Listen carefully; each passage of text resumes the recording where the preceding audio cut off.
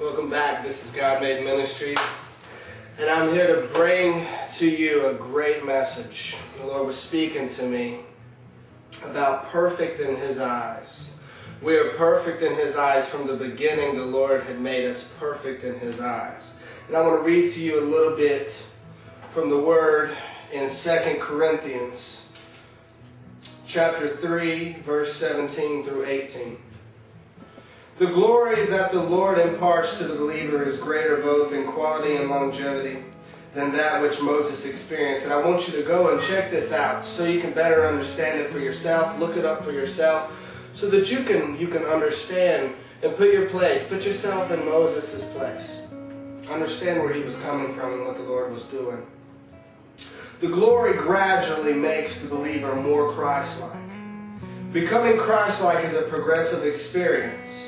The more closely we relate to Jesus, the more we will be like Him. How closely do your actions resemble His? And what I did was read a little passage in which this is a youth study Bible. And I read a little passage out that pretty much sums up 2 Corinthians chapter 3, verse 17 through 18. But go back, check it out, read it. And anyway, I'm going to move on. And with that, being like Jesus, the Bible says we're made in His image and in His likeness. We're perfect in His eyes.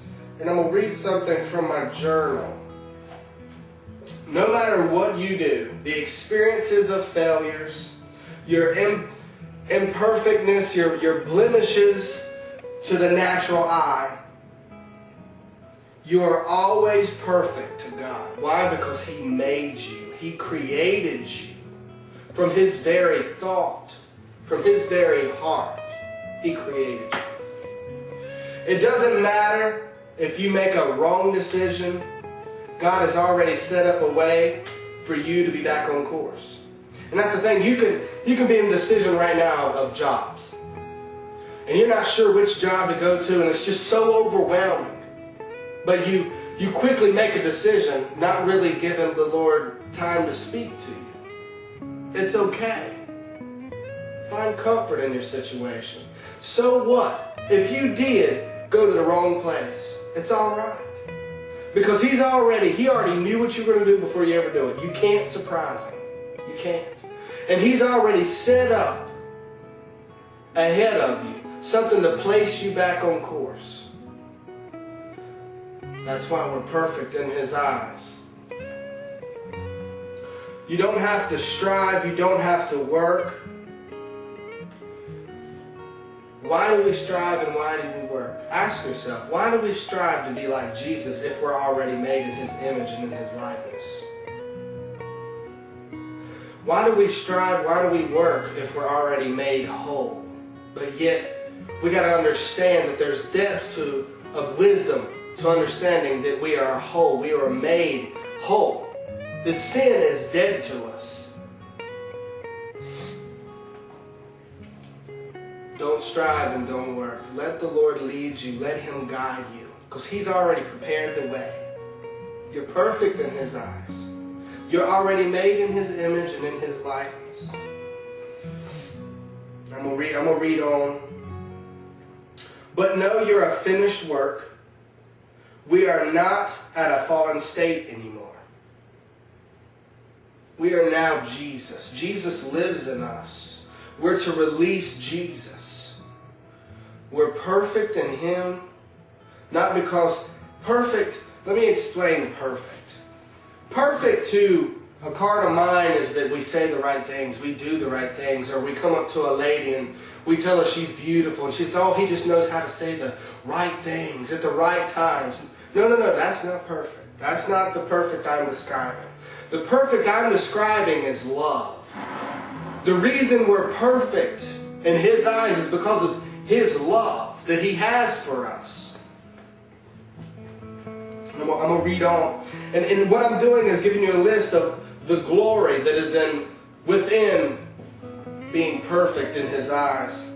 Now I'm going to show you the freedom that we have because we're perfect in His eyes. And if you could, we're going to go to page 1175 in KJV.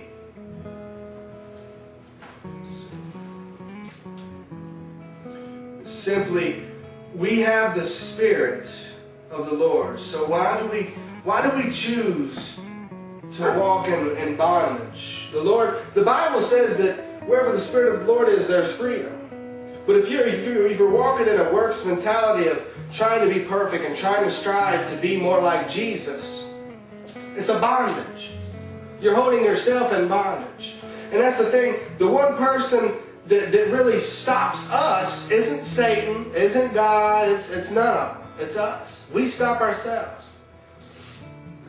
Because we need to understand that we are perfect in His eyes.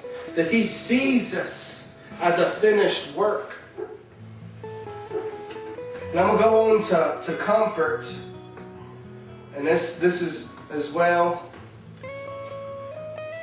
When we feel the comfort of the Lord, I'm going to read this caption. It's in 2 Corinthians chapter 1, verse 3 through 7. And this is just a caption, once again, that describes and summarizes 2 Corinthians chapter 1. Many people believe that when God comforts us, our hardships go away.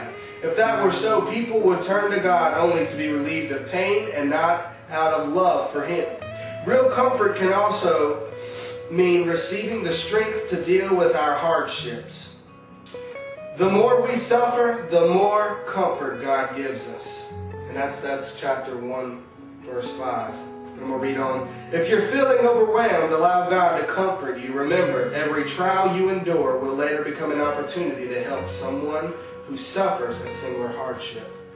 And this all ties in with being perfect in His eyes. There was a saying that my dad always told me. He would always say, I love you.